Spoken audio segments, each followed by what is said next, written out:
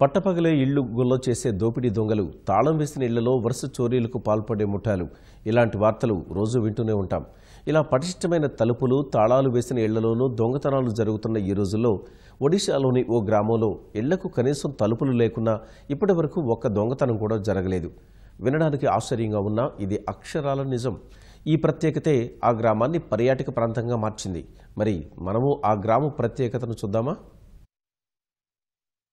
ఒడిశాలోని కేంద్రపడా జిల్లా సియాలియా గ్రామంలో 105 ఇళ్లు ఉండగా 750 మంది జనాభా ఉన్నారు. గ్రామంలో ప్రతి ఇంటికి గుమ్మం ఉంటుంది, కానీ తలుపులు ఉండవు. అయినా ఆ ఊళ్ళో ఇప్పటి వరకు ఒక్క దొంగతనం కూడా జరగకపోవడం విశేషం. ఈ ప్రత్యేకతే ఆ గ్రామాన్ని పర్యాటక ప్రాంతంగా మార్చింది.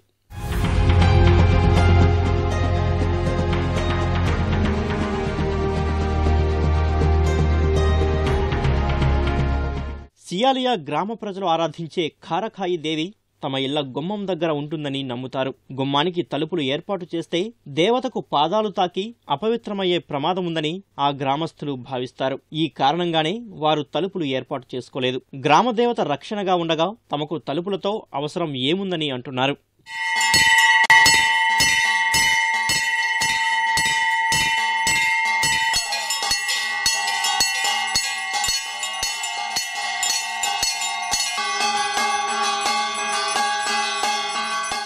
ఎవరైనా దొంగతనానికి పాల్పడితే వారిని గ్రామదేవత శిక్షిస్తుందని గ్రామస్తుల విశ్వాసం.